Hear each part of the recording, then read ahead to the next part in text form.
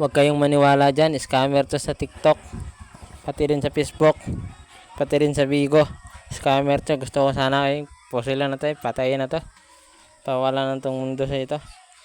Putangin na to. Gagi to. Scammer to. Ang dami na itong na-scam.